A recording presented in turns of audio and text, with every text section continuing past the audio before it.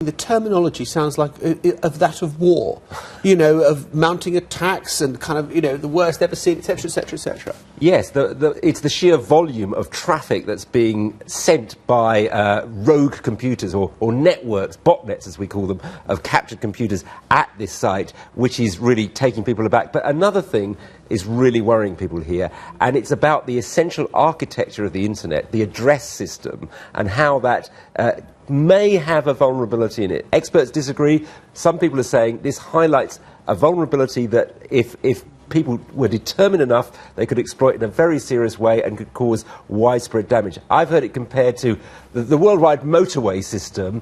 If you could manage to interfere with all of the on-ramps onto that, stop the traffic flowing properly, obviously that would have a very serious effect. Is that, do you think that, theoretically, is that possible?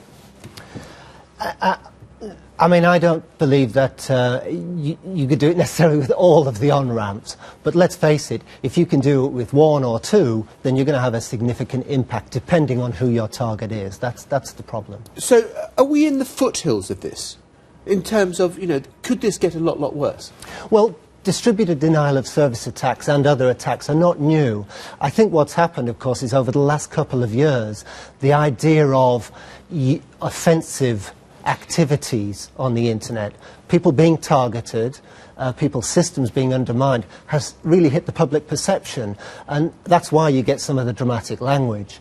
But if you talk to technical people who've been in the industry, security for a long time, the type of attack is not new. I think the issue here is what potentially it could lead to because we're so dependent on the internet. And Rory, we had that report the other week from the New York Times about the kind of this enormous sort of cyber war that was coming towards them, apparently from a building in China that they said was, you know, where the Chinese army were. This is not hacking, though, we're talking about, is it? This is just overwhelming you. It's the kind of a tsunami of email that just stops your inbox from working. Yes, I've seen it described as, you know, spraying a crowd with machine gun fire just to try and kill one person. Huge amounts of traffic. And this is being done in an increasingly professionalised way. At both ends, really. You've got kids, disgruntled kids banding together to do it, and reports suggest that you've actually got governments becoming expert in it too.